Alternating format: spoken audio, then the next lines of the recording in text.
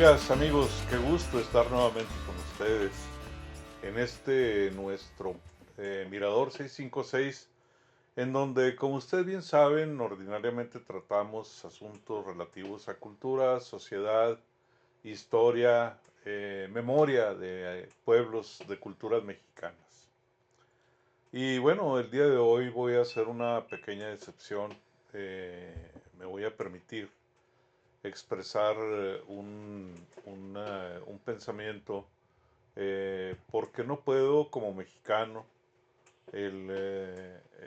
dejar de indignarme por la muerte del señor Carlos Manzo. Para él, para su familia, mi solidaridad, para él mi recuerdo de siempre, y ojalá efectivamente pronto podamos tener la paz y la tranquilidad que todos los mexicanos merecemos. Eh, es lo que quiero comentar y no quiero dejarlo pasar por alto porque sí, la indignación mía y la de mucha gente del pueblo de México es más que justificada. Y yendo al tema, vamos a tratar un asunto relativo a una sugerencia de la maestra Mayela Rodríguez, que me hizo una pregunta muy puntual y directa. ¿Cómo se viven las fiestas o las celebraciones del Día de Muertos en el pueblo del que yo soy originario? Yo soy originario de un pueblo que se llama Jalostotitlán, Jalisco, que se ubica, como ustedes bien saben, amigos, y si no, bueno, para eso estoy, para informarlo, en lo que se conoce como la región de los Altos de Jalisco. Y la verdad es que jamás me había hecho yo esa pregunta con relación a la manera como se vivían y cómo se expresaba la gente en el Día de Muertos. Y la verdad es que no es nada especial, no es como se vive con el mismo misticismo como se vive en comunidades como en Oaxaca, por ejemplo, como se vive como en Michoacán, por ejemplo, como se vive en Puebla, como se vive en muchas partes, en muchas regiones del centro sur del país. No es tan colorida, no es con esa festividad con la que ordinariamente nos ponemos a observarla, y lo cierto es que es más bien una celebración muy tranquila, es una celebración muy de familia.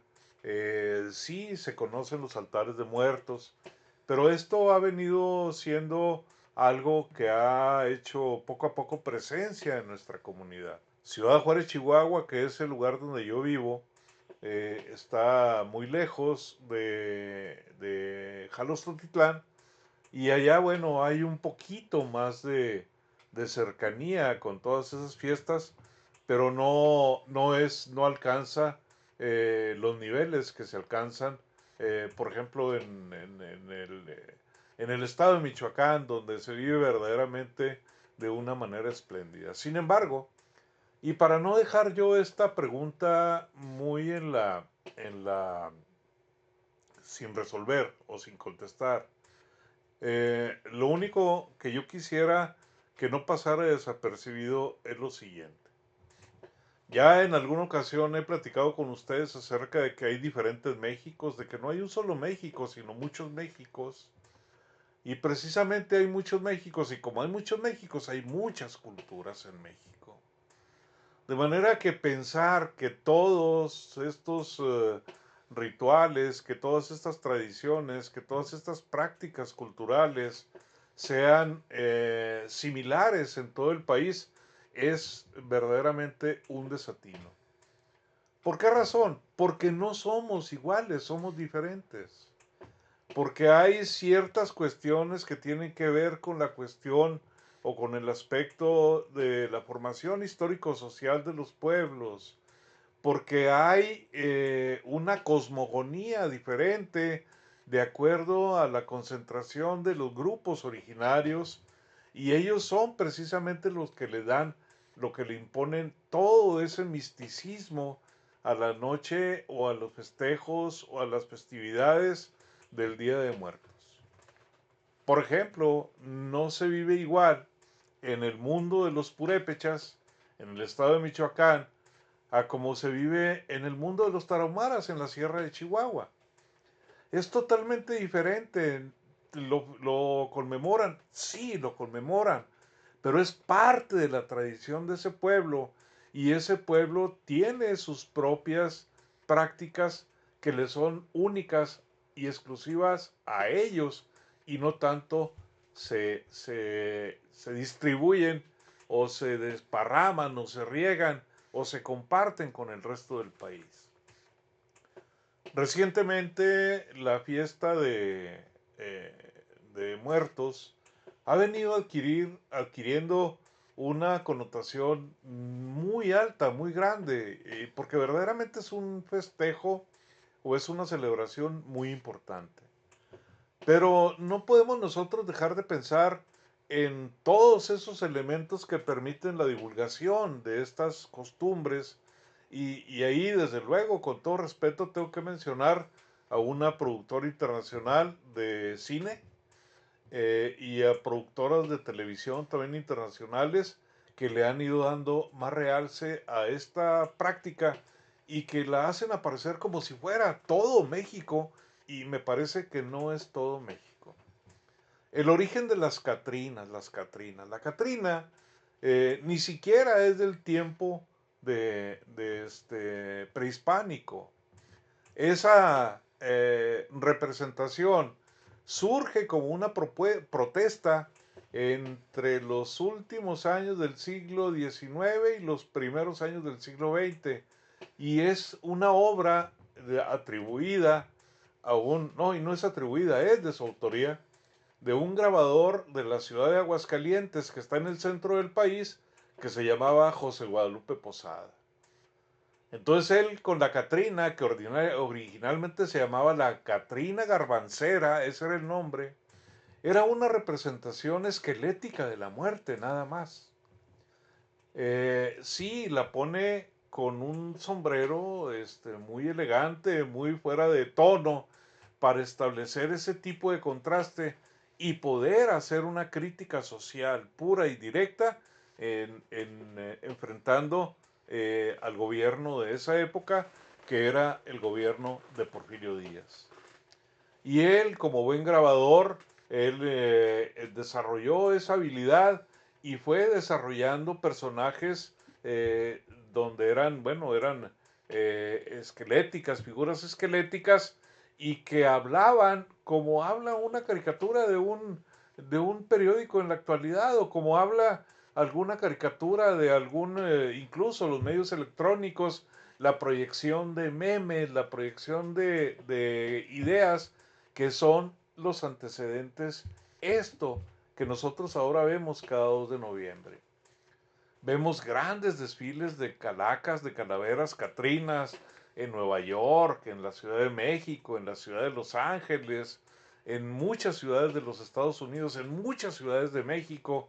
Y la verdad es que la idea de conmemoración de la muerte es muy diferente en cada lugar. A veces yo tengo que ser muy cuidadoso, más bien siempre tengo que ser muy cuidadoso de cómo expreso las cosas para que no se vayan a malinterpretar.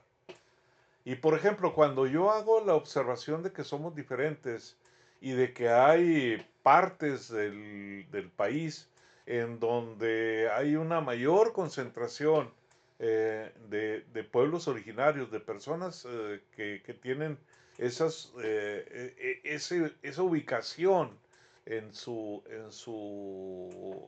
vida cotidiana, no es con el ánimo de hacer un clasismo o un racismo, sino ver que todas las cuestiones culturales están influidas también por las ideas, también por la cosmogonía. ¿Cómo veían esos grupos originales, los auténticos grupos originales, cómo veían el mundo? Y desde ese mundo cómo iban a enfrentar el mundo, ese mundo original, cómo iban a enfrentar el mundo en que les había tocado vivir. De manera que nosotros logramos ver en cada lugar cosas totalmente diferentes. Por ejemplo, en los panteones de algunas regiones de Oaxaca, lo que se nota esa noche es prácticamente la gente tiene sus muertos. Hay gente que va nada más a acompañar a un muerto al que ha adoptado y le comparte toda la ofrenda que tiene ahí dentro del mismo panteón. Por otro lado, aquellas barcazas como mariposas que se ven en Pátzcuaro o en Janitzio, ¿sí?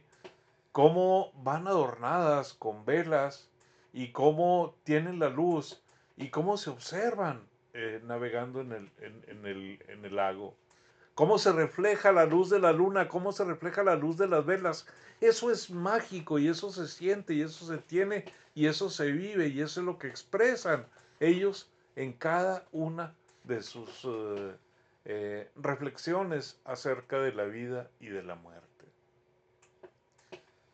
Obviamente en el septentrión, en el norte del país, donde yo vivo, es más diferente la manera de vivir este tipo de festejos, de conmemoraciones. Por una razón muy sencilla, porque bueno, acá, si bien es cierto, no hay un exterminio reconocido como tal, ¿sí? Sí hubo una gran desaparición de personas de los pueblos originales, porque todos se remontaron a la sierra. De hecho, las tribus rarámuris, que es como se llaman, no tarahumaras, rarámuris, ellos nunca fueron conquistados. Ellos se acercaban los blancos, los chavochi, como ellos nos llaman, y en vez de hacer frente, sí, lo que hacían era se remontaban más a la sierra. Y entre más se remontaban a la sierra era más inhóspita la vida para la gente, para el blanco, para el colonizador. Era más difícil para él vivir allá y era lo que hacían y era un mecanismo de defensa. ¿Hubo conflicto con los grupos originarios? Claro que hubo conflicto con los grupos originarios. Y si no, preguntemos o veamos los libros de historia, como cuando las guerras apaches, donde Joaquín Terrazas, Luis Terrazas, apoyados por todo el conglomerado social de la gente que vivía en Chihuahua y de la gente que vivía en las llanuras de Chihuahua, hacían frente en las guerras apaches y cómo había incursiones de esos grupos naturales que venían de un territorio que originalmente era nuestro, que era de México, y que eventualmente pasaron a ser de los Estados Unidos en el momento en que se perdió la mitad del territorio mexicano en 1800, en la guerra, después de la guerra de 1847. Entonces todo eso es lo que nosotros tenemos que ver y para poder entender a cabalidad el sentido de la muerte y de las festividades de la muerte en cada lugar. Mi respuesta sigue siendo la misma, no veo una definición así muy concreta y además tengo que ser muy honesto. Estuve, si acaso, 2 o 3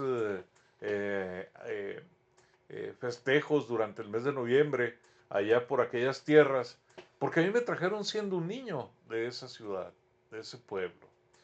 Y cuando yo iba, bueno, es cuando iba a hacer mis trabajos de investigación, pero yo también tenía un empleo, yo iba en las vacaciones o iba cuando tenía, pues ya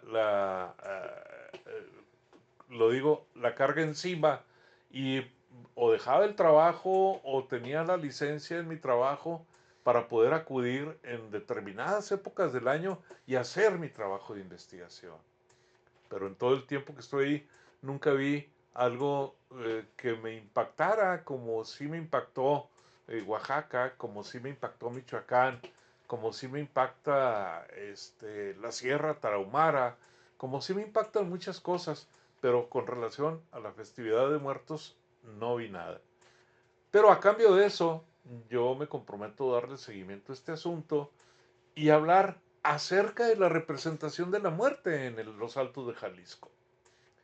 Y eso lo vamos a dejar para una siguiente ocasión. Por ahora vamos a poner un alto a nuestro Mirador 656. Y bueno, no quiero irme sin pedirles que por favor eh, no debemos de permitir que se acaben nuestras libertades.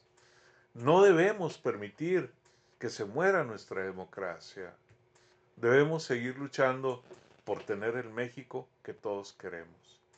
Y amigos, espero que tengan ustedes un excelente día, un excelente tiempo todo el tiempo y por aquí nos estaremos viendo la próxima semana. Muchas gracias.